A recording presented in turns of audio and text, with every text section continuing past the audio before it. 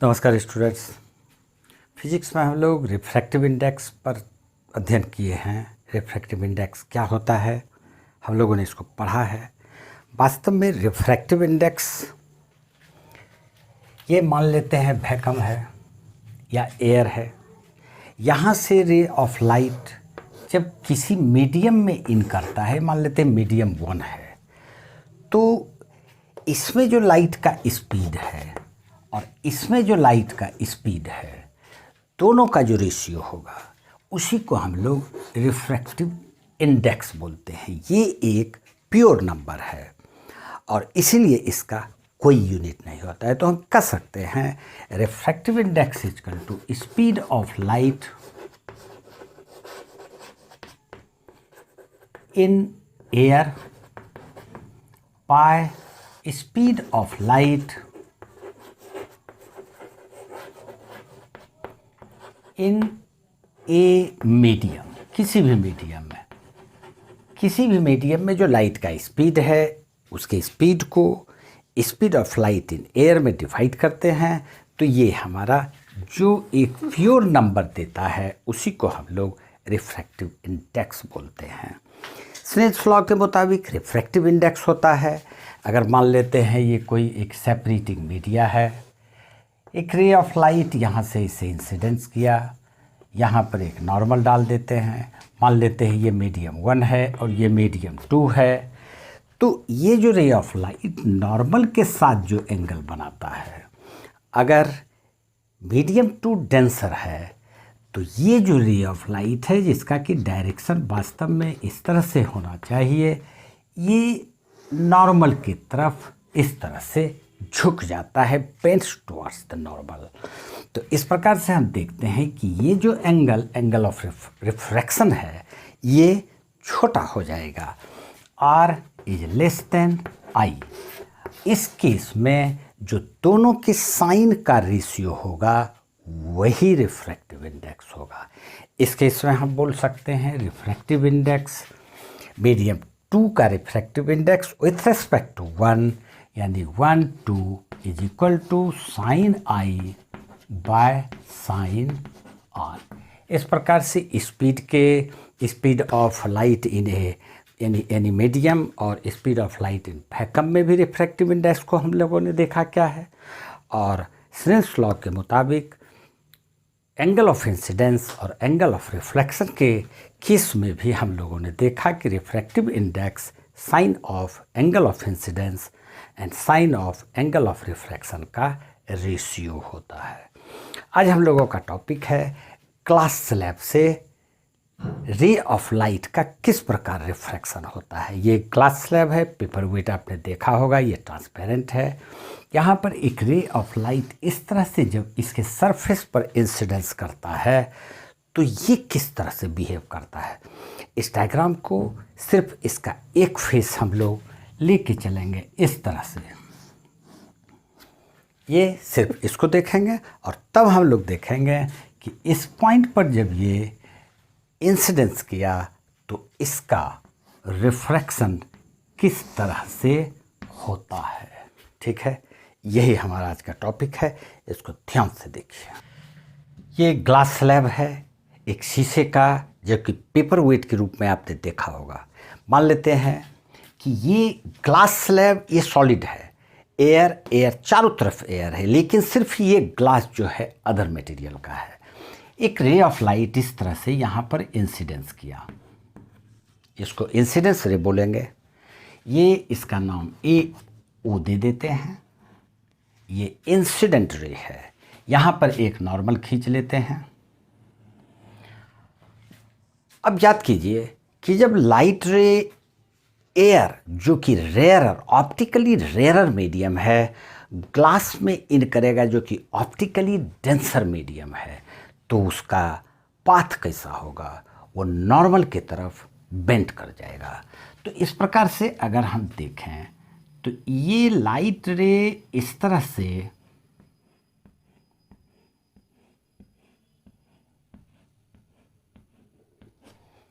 से ये निकलता। अगर बिल्कुल ट्रांसपेरेंट मीडियम हो, कोई चेंज इन मीडियम नहीं होता, तो लाइट का पाथ रे का ऐसा ही होता।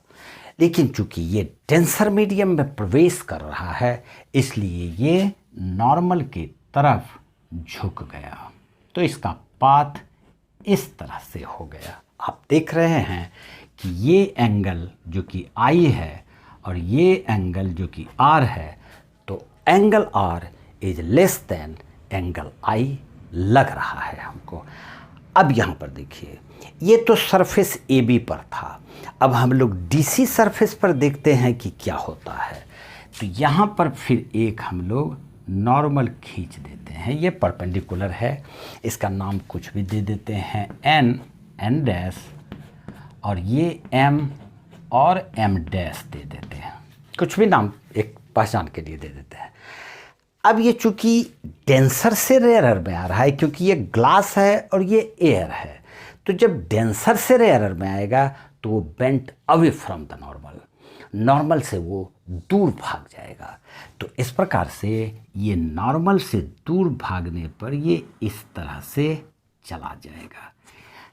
यहाँ पर ध्यान से देखिए, ये जो एंगल है, चूँकि ये एम एन और एन एन पैरेलल लाइंस है, क्योंकि ये भी परपेंडिकुलर है और ये भी परपेंडिकुलर है, तो ये एंगल अगर आर है तो हम इसको भी आर मान लेते हैं।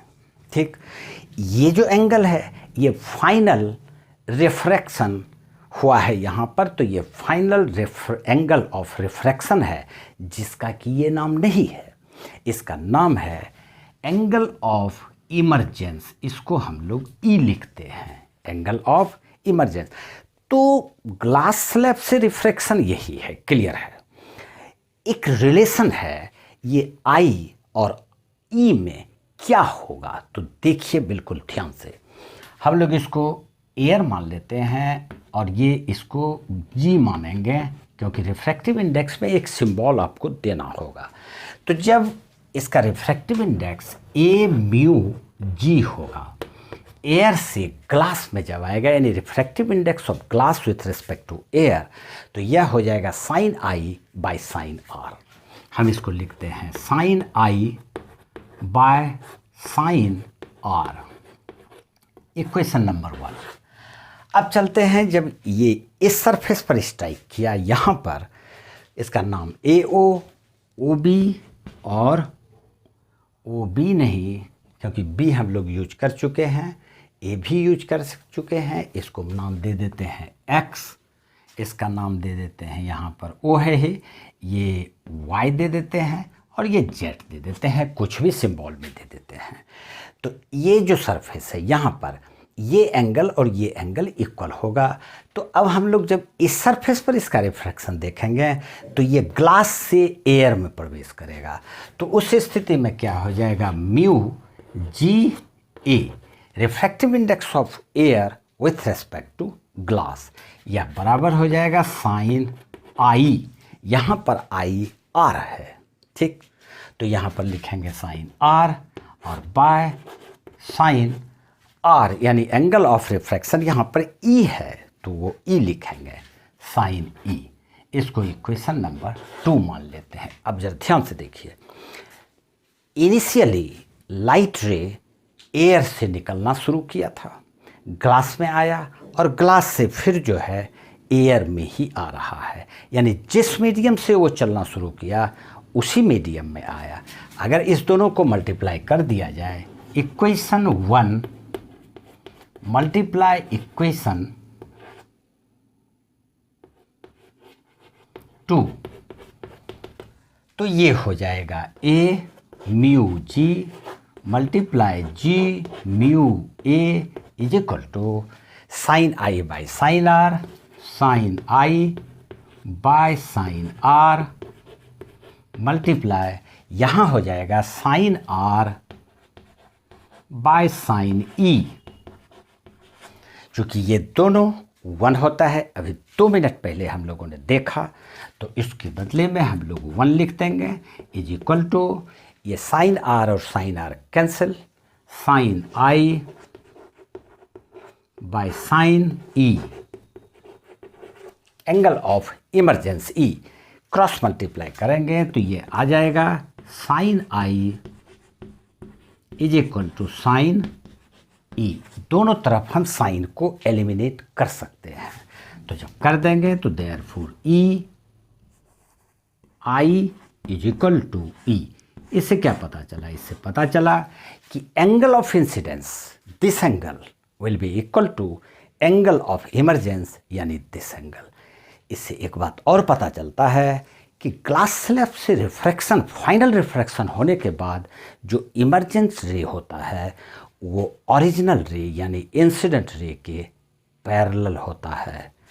तो ये लाइन और ये लाइन, दोनों लाइन आपको ये और ये दोनों पैरेलल होगा। यही है एक रिलेशनशिप। ये ग्लास स्लैब से रिफ्रैक्शन है, इसको अच्छी तरह से पक्का दिमाग में बैठा लो। ठीक, आज इतना सा ही। मन लगा के पढ़ो, अच्छा रिजल्ट करो और हमेशा कोशिश करो कि अपने माँ बाप के अरमान को पूरा करें। तुम्हारे माँ बाप बहुत ज़्यादा उम्मीद लगाए रहते हैं और वो जीते ही हैं इसलिए कि तुम अच्छा रिजल्ट करो। उम्मीद है आप लोग अच्छा करेंगे, अच्छा रिजल्ट करेंगे और अपने माँ बाप के अरमान को साकार करेंगे। जय हिंद, जय भारत।